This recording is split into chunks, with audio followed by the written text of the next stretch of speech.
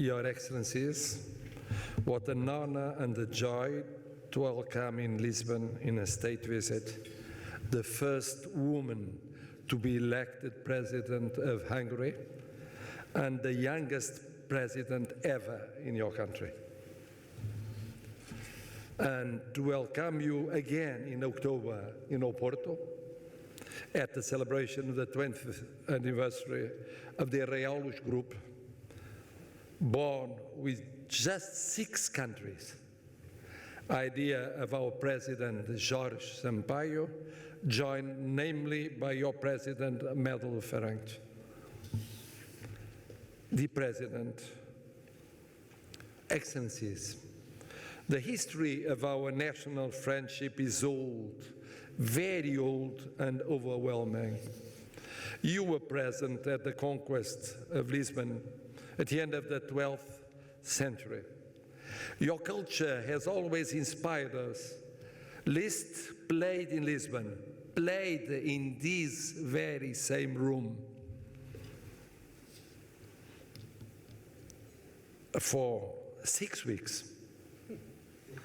And his masterpieces were known in our country earlier than elsewhere in Europe. Later on, it was Bartók Béla to inspire numerous generations in the 20th century. We admired Petőfi Sándor, Arany János, Adi Endre, Katona Joseph, and obviously Kertész Imre. But there is more, much more. As our well-known poet Fernando Pessoa wrote, "My homeland is my language," and we owe to Rosa, Zoltán, Zekeli Ervin, and Pel Ferenc, the last one still alive, the translation into Hungarian of Camões, Pessoa, Essa, Saramago, Lobo Antunes, Eduardo Lourenço. Today, 500 students learn Portuguese in your schools, which is remarkable. You became associated observer in the Portuguese-speaking countries community, recognizing the importance of Portuguese in today's world, namely in Latin America and Africa. Dear President and friend, Excellencies, we Hungarians and Portuguese look so much alike. Loving our homelands, being warm, sweet, with rural roots and traditions, but cosmopolitanism vision. Some millions at home, many more abroad. Proud of our history, steady in the defense of our values, but realistic in our approach of a world that is wider than our egos. Although our history is quite different, we both know the impact of different forms of empire building and the effects of the fall of those empires.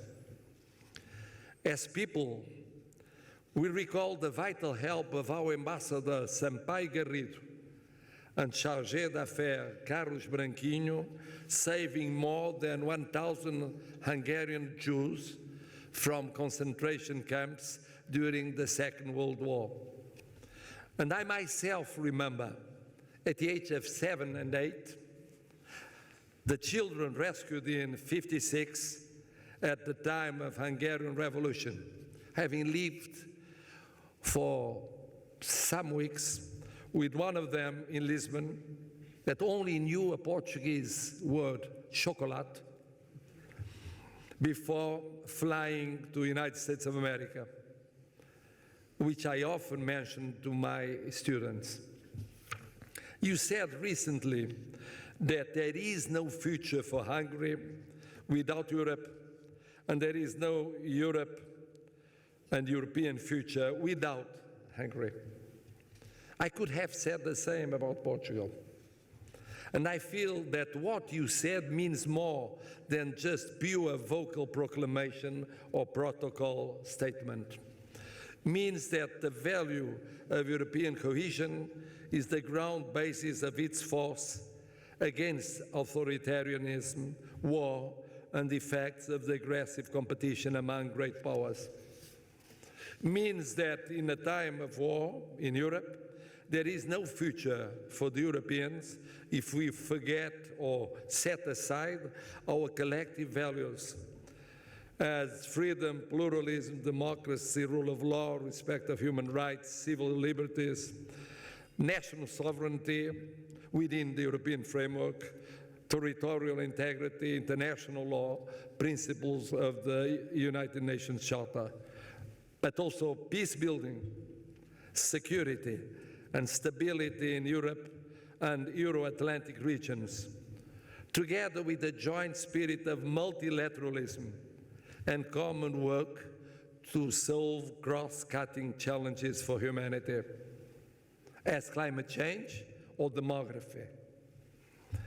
Means finally that the European future involves also the Balkan integration, with your key role approaching different European latitudes, thus closing in a wise way a fundamental cycle of enlargement history.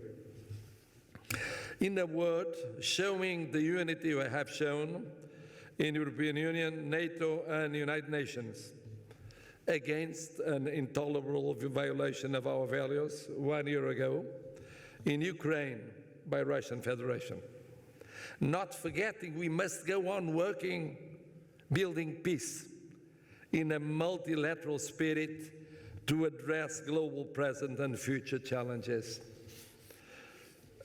Dear President, dear friend, Excellencies, ladies and gentlemen, bearing in mind the example of your and ours Tzenes Arpat, and our and yours Helena Vieira da Silva, symbol of fraternal friendship and more than that of love, I ask you all to join me in a toast to the health and happiness of President Katalin Novak, as well as to the progress, unstoppable development and happiness of the people of Hungary. Thank you very much.